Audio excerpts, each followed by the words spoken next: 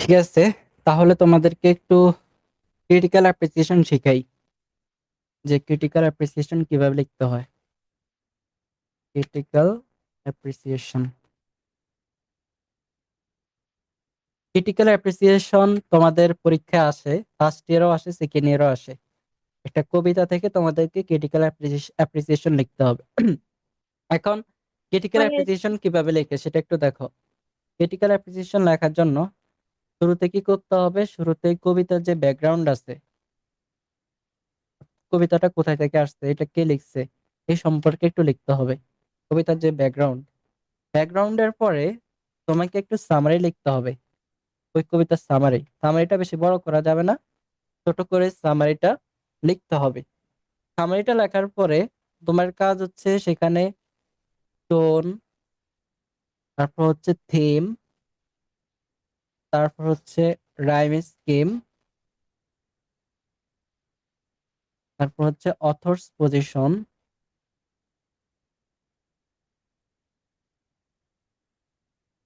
এগুলা লিখতে হবে। এগুলা একটা প্যারা লিখতে হবে।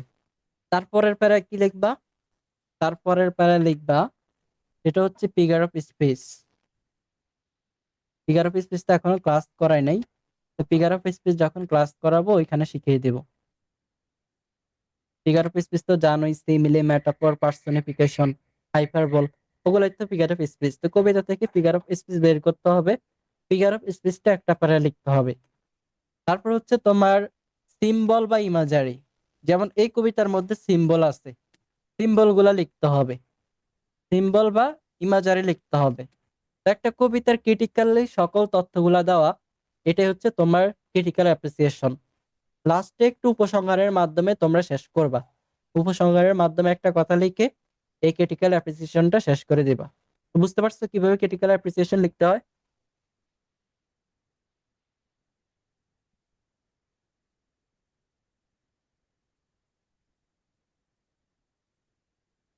এটা কি বুঝতে পারছো কিনা একটু জানো। কিভাবে বুঝতে পারছি? হুম, আগেও বলছিলাম। তো ক্রিটিক্যাল অ্যাপ্রিসিয়েশন কি কিন্তু এভাবে মাজার? লিখতে হয়। হুম। সিম্বলি মাজার ভাই, একটু বোঝা দেন তো। সিম্বলটা কি হচ্ছে মাজারি প্রতীকী এটা? অর্থ, যেমন এই কবিতার মধ্যে আমরা অনেক প্রতীকী অর্থ পাইছি, দেখো এখানে সিম্বল দেখো। যেমন হচ্ছে কি, ভয়াস মানে হচ্ছে তাদের যে যাত্রাটা, যাত্রাটা হচ্ছে ইউনাইটেড স্টেট, ওই দেশকে বোঝানো হয়েছে। শিপটা কি? শিপটা হচ্ছে তাদের নেশন। ক্যাপ্টেন হচ্ছে আব্রাহাম লিঙ্কন। ক্রাউড দ্বারা কাদেরকে বোঝানো হয়েছে? ক্রাউড দ্বারা আমেরিকান যে জনগণ, সেই জনগণকে বোঝানো হয়েছে। তো বুঝতে পারছো এই যে সিম্বলিক অর্থ, এখানে কবিতার মধ্যে একটা অর্থ লিখছে, কিন্তু সেটার প্রতীকী অর্থ আরেকটা আসছে। কবিতার মধ্যে লিখছে এই অর্থগুলা, এটার প্রতীকী অর্থ আসছে কোনগুলা? এই যে পরের গুলা, United state, nation, Abraham Lincoln, এগুলা কিন্তু প্রতীকী অর্থ। এটা হচ্ছে সিম্বলিজম। কবিতার মধ্যে অনেক প্রতীকী অর্থ থাকে। আরেকটা হচ্ছে ইমাজারি। ইমাজারিটা হচ্ছে ছবি, কাল্পনিক ছবি। যেমন সেখানে প্রকৃতির কিছু ছবি ব্যবহার করা হয়, গাছের ছবি, ফুলের ছবি, চন্দ্রের ছবি, সূর্যের ছবি। ওই ছবিগুলো তোমাকে বের করতে হবে। ওই ছবিগুলো বের করার পরে সেটা ব্যাখ্যা করতে হবে। ওটাই হচ্ছে ইমাজারি। আচ্ছা, গেল। এখন দেখো আমরা প্রমাণ করব ও ক্যাপ্টেন মাই ক্যাপ্টেন, এটা যে critical appreciation. Right a critical appreciation of Walt Whitman O captain my Captain. Walt হুইটম্যানের কবিতা ও ক্যাপ্টেন মাই ক্যাপ্টেন, এটার ক্রিটিক্যাল অ্যাপ্রিসিয়েশন লিখতে বলছে। আমরা কিভাবে লিখবো সেটা একটু দেখো। শুরুতে আমরা এটাতে ব্যাকগ্রাউন্ড দিচ্ছি। ও ক্যাপ্টেন মাই ক্যাপ্টেন এটা কোথা থেকে আসছে, এটা হচ্ছে background. O captain my captain is an elegy written by Walt Whitman. O captain my captain এটা হচ্ছে একটা এলিজি, এটা তিনি 1865 সালে লিখছিলেন। মূলত আব্রাহাম লিঙ্কনকে স্মরণ করছেন। আব্রাহাম লিঙ্কনকে স্মরণ করে তিনি এই কবিতাটা লিখছিলেন। It was first published in sequel to Drum Taps. অর্থাৎ সিকুয়েল টু ড্রাম ট্যাপস একটা বই ছিল, এই বইয়ের মধ্যে কবিতাটা পাবলিশ করা হয়েছে। সিকুয়েল টু ড্রাম ট্যাপস একটা বইতে ও ক্যাপ্টেন মাই ক্যাপ্টেন কবিতাটা পাবলিশ করা হয়েছে। It has three stanza. এই কবিতার মধ্যে তিনটা স্ট্যানজা দেওয়া হয়েছে। Whitman wrote this poem after 5 days the end of American civil war. American civil ওয়ারের 5 দিন পরে তিনি কবিতাটা লিখছেন। কারণ কি, আমেরিকান সিভিল ওয়ারের 5 দিন পরে আব্রাহাম লিঙ্কনকে মেরে ফেলা হয়েছে। তাকে মেরে ফেলার কারণে তিনি এই কবিতাটা লিখছেন। It was included in Whitman comprehensive collection Leaves of Grass. এইটা তিনি আরেকটা বইতে উল্লেখ করছেন এই কবিতাটা। আমরা অনেক কাব্যগ্রন্থ দেখি না, এই লিভস অফ দ্য গ্রাস, এটা হচ্ছে একটা কাব্যগ্রন্থ। তো এই যে কাব্যগ্রন্থ, এই কাব্যগ্রন্থের মধ্যে তিনি উল্লেখ করছেন the poetic speaker tells of ship captain who has died. এখানে মূলত তিনি একজন ক্যাপ্টেন সম্পর্কে বলছেন, যে ক্যাপ্টেনটা মারা গেছে। Whitman wrote the poem in response to assassination of death of president Abraham Lincoln. এটা তিনি কার উদ্দেশ্যে লিখছিলেন? এই কবিতাটা মূলত আমেরিকার 16তম প্রেসিডেন্ট আব্রাহাম লিঙ্কন সম্পর্কে লিখেছিলেন। তাহলে এটা আমাদের ব্যাকগ্রাউন্ড শেষ, আমাদের ব্যাকগ্রাউন্ড আমরা দিয়ে দিলাম। এবার আমাদের কাজ কি, আমরা সামারি লিখবো। সামারি তো তোমাদেরকে পড়াইছি, তো আবার বলে দিয়ে যাচ্ছি। যেমন এই কবিতার মধ্যে তিনি ওই ক্যাপ্টেন সম্পর্কে আলোচনা করছেন, তিনি ক্যাপ্টেনকে অ্যাড্রেস করে কবিতাটা শুরু করছেন। তারা জয়ী হয়ে গেছে, তাদের জাহাজটা বন্দরে পৌঁছে গিয়েছে, তারা সবাই আনন্দ করতেছে, মানুষেরা অনেক বেল বাজাচ্ছে, তারা ঢোল বাজাচ্ছে, বিভিন্ন জিনিসের মাধ্যমে তারা আনন্দ করতেছে। তারা ক্যাপ্টেনের জন্য ওয়েট করতেছে, কিন্তু ক্যাপ্টেন উঠতে পারতেছে না, কারণ কি, ক্যাপ্টেনকে মেরে ফেলা হয়েছে। ক্যাপ্টেন ওই ডেকের মধ্যেই শুয়ে আছে, ক্যাপ্টেনের বডি থেকে রক্ত ঝরতেছে।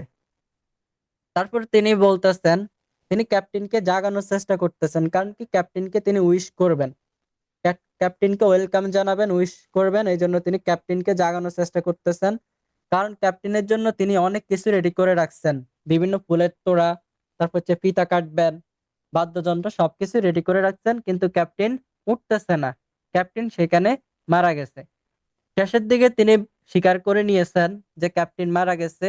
ক্যাপ্টেন আর কোনো উত্তর দিতেছে না, ক্যাপ্টেন কিছুই বুঝতেছে না, ক্যাপ্টেন সেখানে মারা গেছে। তিনি মানুষদেরকে বলতেছেন যে তোমরা সেলিব্রেট করতে থাকো, তোমরা সেলিব্রেট করতে থাকো, এই ক্যাপ্টেন আর উঠবে না।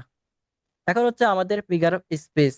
ফিগার অফ স্পিচটা যদিও তোমাদের কাছে নতুন, হয়তো অনেকে বুঝবে না, তারপরে এখানে যেগুলো ব্যবহার করা হয়েছে এগুলো একটু তোমাদেরকে বুঝিয়ে দেই। The figure of speech, O Captain, my Captain, Walt Whiteman, apostrophe, paradox, alliteration, metonymy, repetition. এখানে তিনি এই ফিগার অফ স্পিচ গুলা ব্যবহার করছেন। এগুলো হচ্ছে ফিগার অফ স্পিচ, এগুলো হচ্ছে সাহিত্যের অলংকার। এগুলোর মাধ্যমে সাহিত্যকে আরো বেশি সুন্দর করা হয়। এখানে কয়েকটা ফিগার অফ স্পিচ ব্যবহার করা হয়েছে, যেমন apostrophe, paradox, alliteration, metonymy, repetition. The poem uses apostrophe. এখানে কবিতার মধ্যে অ্যাপোস্ট্রফি ব্যবহার করা হয়েছে। যেমন অ্যাপোস্ট্রফিটা কি? অ্যাপোস্ট্রফিটা হচ্ছে কাউকে সম্বোধন করে যখন কবিতা লেখা হয়, অথবা একটা কবিতার মধ্যে যখন কাউকে ডাকা হয়, ওইটা হচ্ছে অ্যাপোস্ট্রফি। এখানে ও ক্যাপ্টেন, যেমন তিনি ক্যাপ্টেনকে ডেকেছেন, ক্যাপ্টেনকে সম্বোধন করছেন, এই জন্য এটা হচ্ছে অ্যাপোস্ট্রফি। তারপর হচ্ছে প্যারাডক্স। প্যারাডক্সটা কি? প্যারাডক্সটা হচ্ছে তোমার দেখতে হয়তো কাহিনীটা কি সত্য মনে হয় না, অর্থাৎ তুমি একটা জিনিস দেখছো, দেখলে কাহিনীটা সত্য মনে হয় না, কিন্তু তুমি যদি একটু গভীরভাবে দেখো, গভীরভাবে দেখলে কিন্তু কাহিনীটা পুরোপুরি সত্য। অর্থাৎ অল্প একটু দেখলে তোমার কাহিনীটা সত্য মনে হবে না, কিন্তু যখন তুমি একটু গভীরভাবে দেখো, ভালোভাবে দেখো, তোমার মনে হবে কাহিনীটা সত্য। ওটা হচ্ছে প্যারাডক্স। যেমন এইখানে বলা হচ্ছে যে ক্যাপ্টেন দেখে মনে হচ্ছে কি ক্যাপ্টেন মারা যায় নাই, কারণ কি সবাই আনন্দ করতেছে। কিন্তু আমরা যদি একটু গভীরভাবে দেখি, গভীরভাবে দেখলে বুঝতে পারবো যে ক্যাপ্টেন এখানে কি মারা গেছে। সবাই আনন্দ করতেছে কিন্তু ক্যাপ্টেন মারা গেছে। তারা এমন ভাবে আনন্দ করতেছে মনে হচ্ছে কি কেউ মারা যায়নি, কিন্তু আমরা যদি গভীরভাবে তাকাই, গভীরভাবে তাকালে আমরা বুঝতে পারবো এখানে ক্যাপ্টেন মারা গেছে। তারপর হচ্ছে এখানে কবি এলিটারেশন ব্যবহার করছেন। এলিটারেশনটা কি? শব্দের শুরুতে কনসোনেন্ট সাউন্ডে রিপিট হওয়া। আচ্ছা, এখানে কোন সাউন্ডটা রিপিট হয়েছে বলো? sound. Safe and sound. এখানে কোন সাউন্ডটা রিপিট হয়েছে? সেপ এন্ড সাউন্ড। এই যে শিপ, এস, শব্দের শুরুতে যখন একই রকম কনসোনেন্ট সাউন্ড রিপিট হবে সেটা হচ্ছে এলিটারেশন। শিপ, সেপ, সাউন্ড, তিনটার শুরুতে কি আছে? এস আছে, এই জন্য এটা কি, এটা হচ্ছে Yes, sir. এলিটারেশন। তারপর দেখো দ্য প্লাগ ইজ, আচ্ছা প্লাগ ইজ প্লাং, এখানে কি অ্যাপ সাউন্ডটা দেখো, এই যে অ্যাপ সাউন্ডটা কি হয়েছে? রিপিট হয়েছে, এটা হচ্ছে এলিটারেশন। মেটোনিমি জিনিসটা কি? মেটোনিমি হচ্ছে কোন একটা শব্দ দ্বারা যখন ওই জিনিসের বৈশিষ্ট্য বোঝানো হবে। মেটোনিমি হচ্ছে কোন একটা শব্দ দ্বারা যখন ওই জিনিসের বৈশিষ্ট্য বোঝানো হবে, সেটাই হচ্ছে মেটোনিমি। যেমন এখানে ফাদার দ্বারা তিনি কাকে বুঝাইছেন? ফাদার দ্বারা তিনি আব্রাহাম লিঙ্কনের যে বৈশিষ্ট্য, সেই বৈশিষ্ট্যকে বুঝাইছেন, আব্রাহাম লিঙ্কনকে বুঝাইছেন। তো মেটোনিমি হচ্ছে একটা শব্দ দ্বারা ওই জিনিসটার বৈশিষ্ট্য বোঝানো হয়। আবার এটার মধ্যে রিপিটেশন ব্যবহার করা হয়েছে। রিপিটেশন মানে কি, একই লাইন কি করা, বারবার রিপিট করা। যেমন দেখো, ফলেন কোল্ড অ্যান্ড ডেড, এই লাইনটা কিন্তু কয়েকবার রিপিট করা হয়েছে। ফলেন কোল্ড অ্যান্ড ডেড, এই লাইনটা কয়েকবার রিপিট করা হয়েছে। এভাবে ফিগার অফ স্পিচ গুলা লিখতে হয়। ফিগার অফ স্পিচ ফার্স্ট ইয়ারও আছে, সেকেন্ড ইয়ারে আছে, এই জন্য ফিগার অফ স্পিচকে গুরুত্ব দিবা। এটা না শিখলে তোমরা সাহিত্য শিখতে পারবে না। ওইটার জন্য আলাদা ক্লাস নিব। ঠিক আছে, এটা গেল। এটা আমাদের একটা প্যারা আমরা শেষ করছি। আরেকটা প্যারা আমরা কি করব, এবার হচ্ছে দ্য সেন্ট্রাল থিম। এখন হচ্ছে আমরা থিম লিখবো। থিম মানে হচ্ছে একটা নির্দিষ্ট আইডিয়া। পুরা কবিতা কিন্তু একটা আইডিয়াকে কেন্দ্র করে লেখা হয়েছে। এই কবিতার থিমটা কি? এই কবিতার থিমটা হচ্ছে ক্যাপ্টেন মারা গেছে, সেই দুঃখে কবিতাটা লেখা হয়েছে। Profound grief for the captain, ক্যাপ্টেনের জন্য যেই গভীর দুঃখ, সেই গভীর দুঃখকে কেন্দ্র করে কিন্তু পুরা কবিতাটা লেখা হয়েছে। The tone of the poem is sad or melancholic. Tone মানে হচ্ছে কবির অনুভূতি। এখানে কবির অনুভূতি কি? কবির অনুভূতি হচ্ছে স্যাড অথবা melancholic. The rhyme scheme of the poem is a a b b c d e d. Rhyme scheme বের করতে পারো?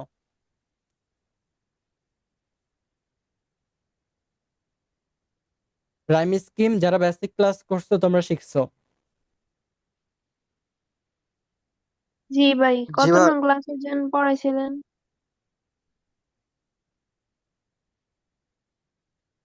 একেবারে 2 নম্বর ক্লাসে হয়তো, 2 নম্বর বা বেসিক পোয়েট্রি ক্লাসে এখানে শিখাইছিলাম। দেখো, এটা রাইম স্কিম বের করো। কবিতা ছন্দের মিলন। রামিজ একেবারে আমাদের, হ্যাঁ, আমাদেরকে কি করতে হবে? কবিতার ছন্দের দিকে তাকাইতে হবে। এই যে ডান, ডানটাকে আমরা এই ধরে নিব। ডানের সাথে কার মিল আছে? ওনের একটা মিল আসছে হালকা হালকা। ডান অন মানে দুইটারে কি আসছে? এন সাউন্ড আসছে। তারপর হচ্ছে এক্সাল্টিং ডেয়ারিং, এই সাউন্ডটা একটু মিল আছে, এই জন্য এটা রাইম স্কিম বি। তারপর হচ্ছে কি হার্ট, হার্টের সাথে কোনোটাই মিলে নাই। তারপর হচ্ছে রেড, রেডের সাথে কার মিলছে বলো তো? ডেট। ডেড। রেড। মাইনাস। তাহলে রাইম স্কিম কি আসছে? এ বেবি সি ডি ইডি, এভাবে রাইম স্কিম লিখতে হয়। এখন দেখো, প্রত্যেকটা স্ট্যান্ডে কিন্তু একই রাইম স্কিম আসছে, এ বিবি সি ডি ইডি, এই যে এটাই আসছে।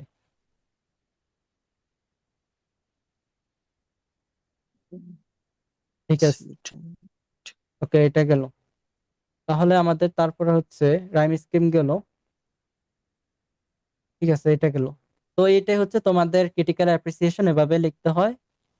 এই কবিতাটি লেখা হয়েছে মূলত আব্রাহাম লিঙ্কনের যে শোক, সেই শোককে কেন্দ্র করে। তাকে মেরে ফেলা হয়েছে, তিনি মারা গেছেন, মারা যাওয়ার যে একটা শোক, সেই শোককে কেন্দ্র করে পুরা কবিতাটা লেখা হয়েছে। আশা করছি 2টা প্রশ্ন বুঝতে পারছো। এই 2টা প্রশ্নই তোমাদের হোমওয়ার্ক থাকবে। ভাই, এটাও কি 15 মার্কের? হুম।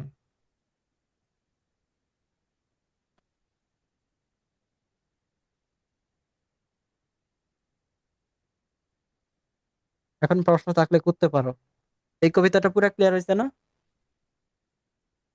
জি ভাই, বুঝতে পারছি। এখন তোমার একটু বাসায় পড়লে হবে। এখন বলো, কি প্রশ্ন আছে? যে কোনো ধরনের প্রশ্ন থাকলে করো। ভাইয়া, ইন কোর্স এক্সামে কত টাইম দেয়? ওইটা কারো 45 মিনিট দেয়, 45 মিনিটে বেশি দেয়, আবার কারো 1 ঘন্টা দেয়। ওইটা কলেজের উপর নির্ভর, এক এক কলেজ এক এক রকম। 7 কলেজে তো সব সেম টাইম দেওয়ার কথা না? না, ওইটা হচ্ছে তোমার কলেজের উপর নাম্বার দেয়, মানে কলেজের টিচাররা। ফাইনাল পরীক্ষা হবে একসাথে একই রকম, কিন্তু ইন কোর্সটা আলাদা আলাদা হয়। ও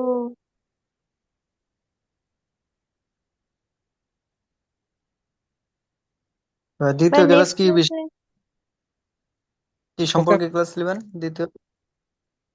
কিসের দ্বিতীয় ক্লাস? হুম। না, পরবর্তী ক্লাস।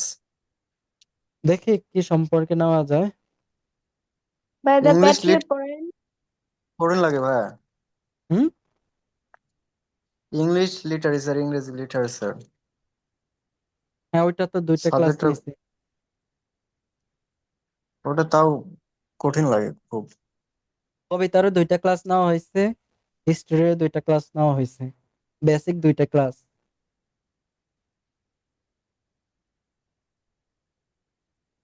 এখন তোমাদের ফোর্সটা ভাইয়া বাকি। স্টাডি গাইড পড়লে কি কোয়েশন কমন পড়ে ইন কোর্সে এবং এক্সামে? হ্যাঁ, যেগুলা সাজেশন দিব ওইগুলাই পড়বো, কলেজ থেকে বলে দিব, ওনারা প্রশ্ন দিয়ে দিবে, কিছু প্রশ্ন অথবা সিলেবাস দিবে, যতটুকু ও পড়াইছে আমি অতটুকু শুনছি, থেকে প্রশ্ন আসবে। ভাই তিতুমিরও কি সাজেশন দেয়? আমি শুনছি ওরা নাকি কোনো সাজেশন দেয় না।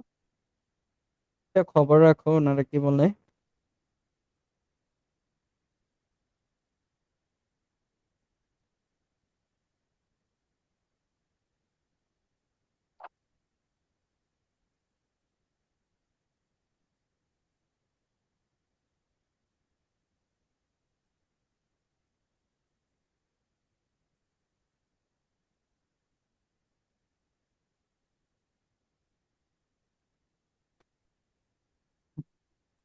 আচ্ছা ভাই, রেকর্ড ক্লাস দিয়ে দিন, লিভ নিলাম।